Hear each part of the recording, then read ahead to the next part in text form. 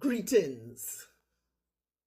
Before we go any further, I want to place a single truth at the center of this reflection. The first cause is divine, and everything that emanates from it is also divine.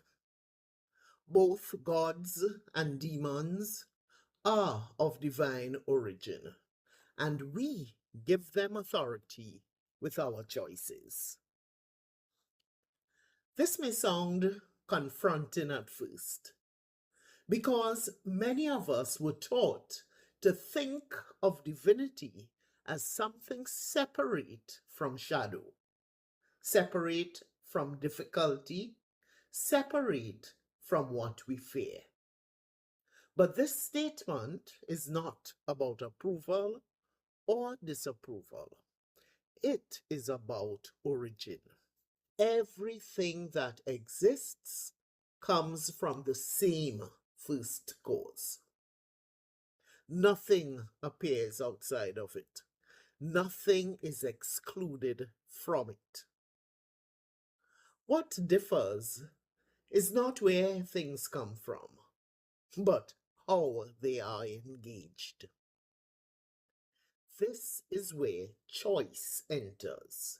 This is where responsibility quietly begins. There is something deeply misunderstood about the nature of divinity.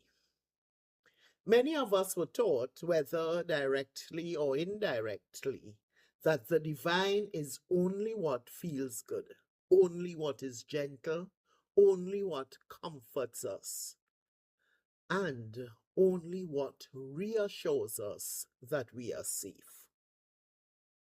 But this is a partial picture, and partial pictures always create confusion.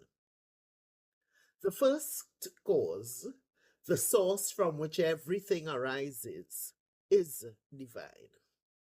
And if that is true, then everything that comes from it also carries that same origin. Not just what we like, not just what we call holy, but everything. From this first cause emerges forces, intelligences, energies, and beings of many kinds.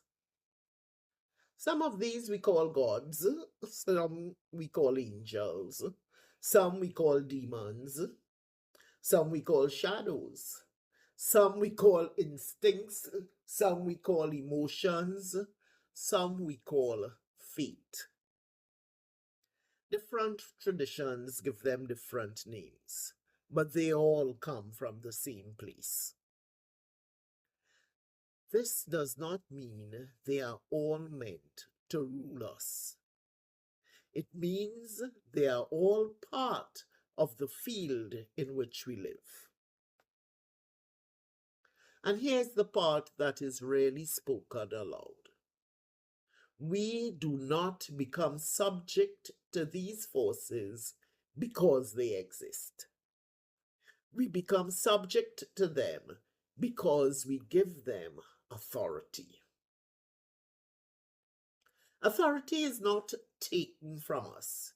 It is offered again and again through our choices, through what we fear, through what we crave, through what we obey, through what we repeat, through what we refuse to look at.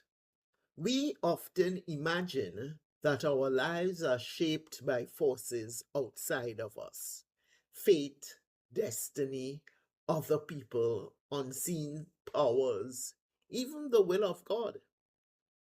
And while there are many influences moving through the field of existence, none of them become sovereign in our lives unless we invite them. Choice is that invitation. Every time we repeat a thought, we strengthen it. Every time we indulge a fear, we give it weight. Every time we surrender our discernment, something else takes its place. This is not punishment. This is how creation works.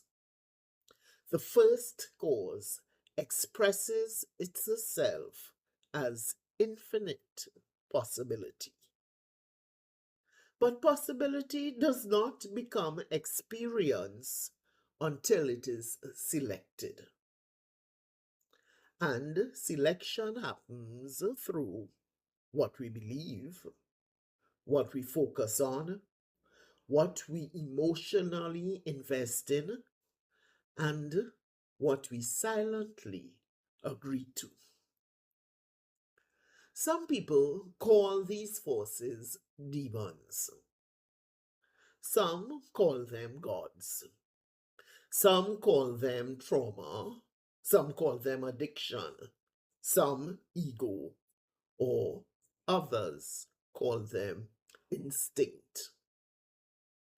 But whatever name we give them, they all have one thing in common. They require our attention in order to function. Nothing rules us without our participation. Even what feels overwhelming or inherited, fear, anger, despair, longing, they only continue to shape our life if it is continually fed through awareness and repetition.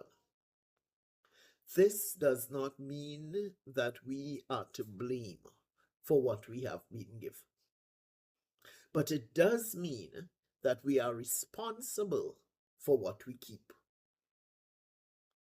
Sovereignty does not come from fighting what exists. It comes from seeing it clearly enough that it no longer needs to disguise itself. When you recognize that a force is present, you are no longer owned by it. You are now in relationship with it. And relationships can change. It is also true that not everyone enters this world on the same terrain. Some are born into safety, some into chaos, some into love, some into trauma, some into clarity, some into confusion. The playing field is not equal. But the rules of creation do not change based on where we begin. We do not choose the hand we are dealt, but we do choose how we play it. This is not cruelty, it is coherence. Coherence simply means that things line up, that what you think, feel, believe, and do are moving in the same direction. When something is coherent, it is not split inside itself. It is not saying one thing and doing another. It is not wanting peace while feeding fear. Coherence is the quiet order that allows life to respond clearly to what we are offering. The divine does not micromanage the game.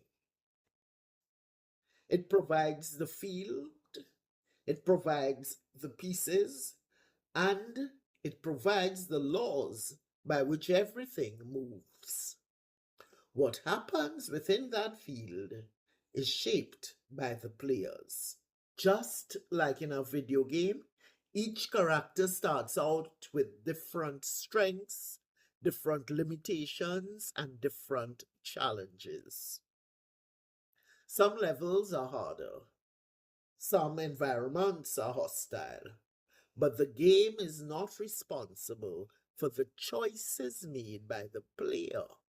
once the game begins. And neither is the divine. The first cause generates the field. We generate the outcomes. When you understand that everything arises from the same first cause, something very quiet but very powerful happens. You stop being afraid of the universe. You no longer need to divide reality into what is sacred and what is profane, what is allowed and what is forbidden, what is safe and what is dangerous. You begin to see that everything exists, but not everything gets to lead. That role belongs to us. Divinity is not threatened by our awareness. It is fulfilled by it.